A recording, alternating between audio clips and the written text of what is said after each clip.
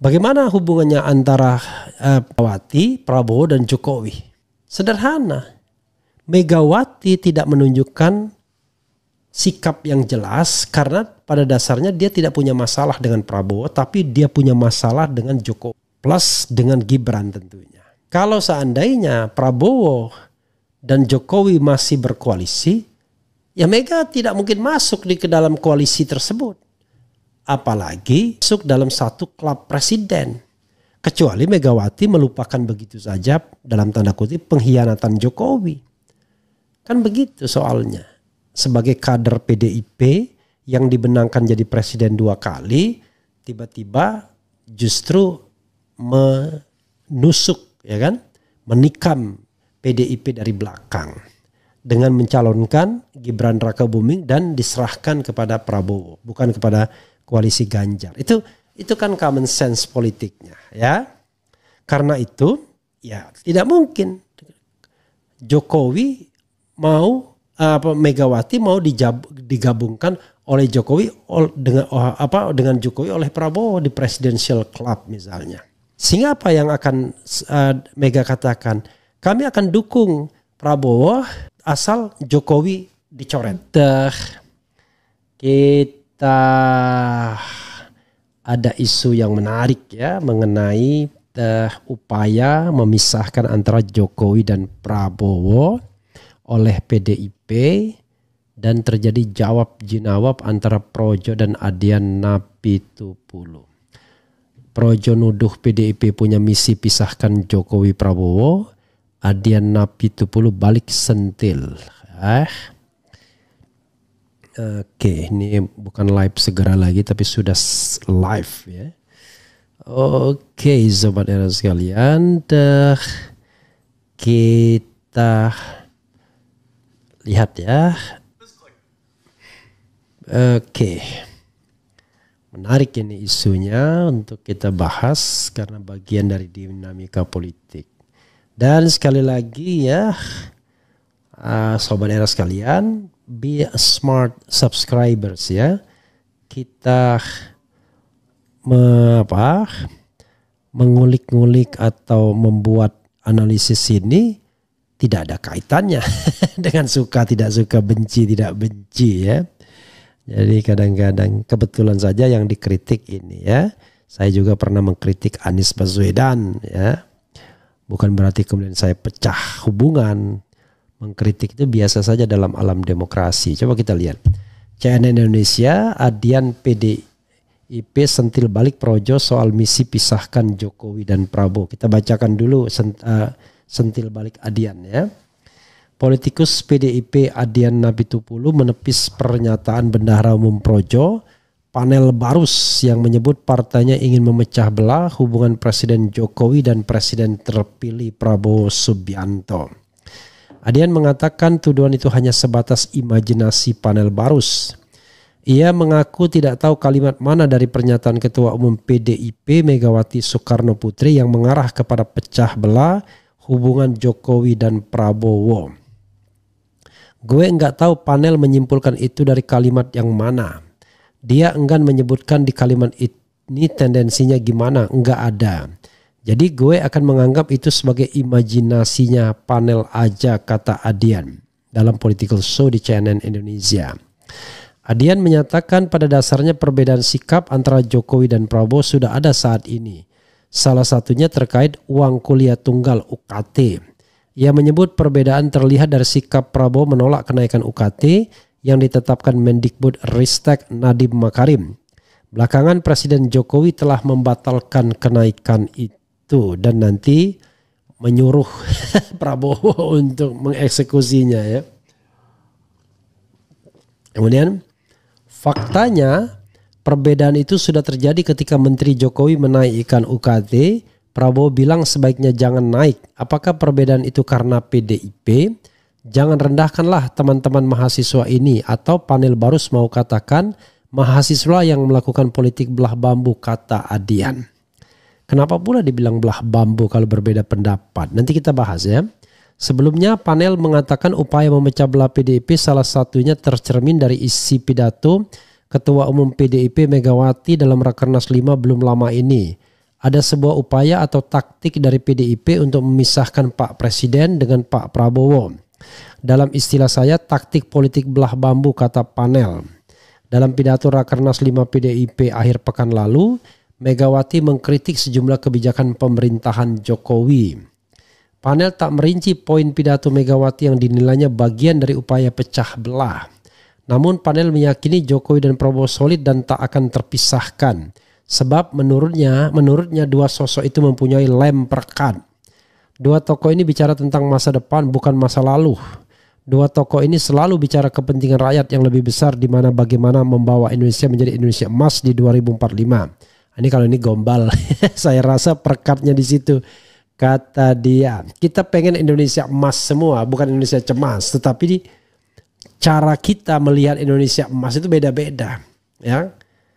Mungkin dengan membangun dengan jor-joran, ada korupsi gila-gilaan, ya. Juru bicara Prabowo Dhanil Anzar Simanjuntak juga menduga ada pihak yang menginginkan perpecahan antara Jokowi dan Prabowo. Luar biasa Dhanil, ya. Dulu paling mengkritik Jokowi, ya.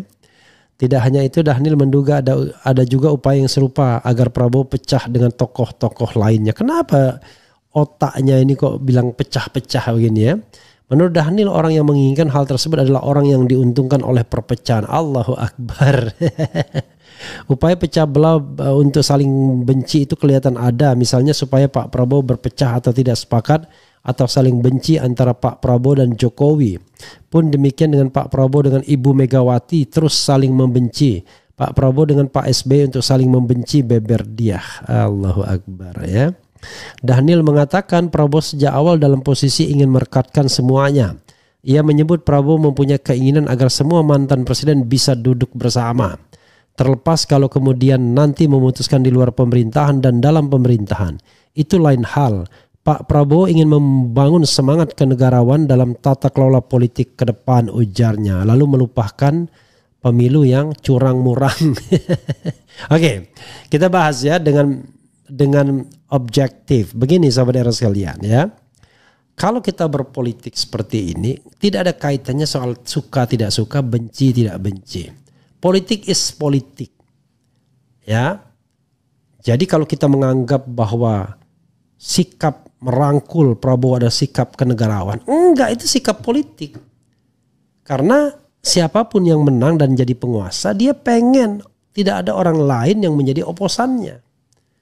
Makanya dia ingin rangkul semuanya dalam satu pelukan, sehingga tidak ada lagi kritik atau dia merasa aman dan nyaman dalam memerintah. Kan itu masalahnya. Tidak ada orang yang suka dikritik, termasuk Prabowo sekalian. Sehingga dia berusaha mematahkan peran oposisi dengan merangkul semua partai politik. Jadi kalau seandainya ada yang berharap ada partai politik menjadi oposisi, bukan berarti diminta membenci Prabowo. Ini kan cara berpikir yang menurut saya, ialah cara berpikir pemenang, ya. Yang melihat orang lain yang tidak mau bergabung dengan dirinya sebagai parasit. Enggak begitu. Ya, kita perlu menjaga bangsa ini dari pemimpin yang sewenang-wenang, dari pemimpin yang seenaknya, ya, dari pemimpin yang track recordnya menunjukkan arah yang mencemaskan, ya. Makanya saya juga heran. Coba sebutkan prestasi Prabowo yang paling tidak sangat diingat oleh bangsa dan negara. Ya, bukan Ford Estate tentunya, bukan pembelian pesawat bekas tentunya. Ya, jadi kita yang harus rasional dan objektif. Oke. Nah, bagaimana hubungannya antara Megawati, Prabowo dan Jokowi? Sederhana. Megawati tidak menunjukkan sikap yang jelas karena pada dasarnya dia tidak punya masalah dengan Prabowo, tapi dia punya masalah dengan Jokowi. Plus dengan Gibran tentunya. Kalau seandainya Prabowo dan Jokowi masih berkoalisi, ya Mega tidak mungkin masuk ke dalam koalisi tersebut. Apalagi masuk dalam satu klub presiden. Kecuali Megawati melupakan begitu saja dalam tanda kutip pengkhianatan Jokowi. Kan begitu soalnya. Sebagai kader PDIP yang dibenangkan jadi presiden 2 kali, tiba-tiba justru menusuk, ya kan, menikam PDIP dari belakang dengan mencalonkan Gibran Rakabuming dan diserahkan kepada Prabowo, bukan kepada koalisi Ganjar. Itu kan common sense politiknya, ya. Karena itu ya tidak mungkin Jokowi mau Megawati mau digabungkan oleh Jokowi dengan Jokowi oleh Prabowo di presidential club misalnya.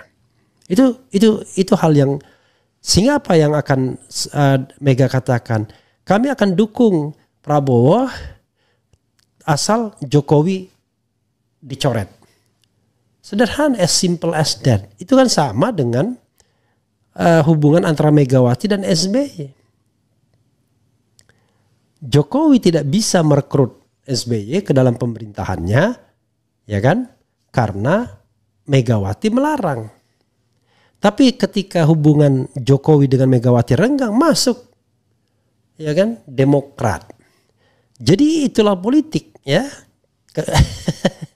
Politik yang sesimpel ini kok dinilai dari benci dan tidak benci, nggak ada. Yang ada adalah kepentingan yang sedang bermain, ya kan? Jadi siapapun yang presidennya nggak mungkin. Saya ingin oposisi sebanyak-banyak, nggak mungkin.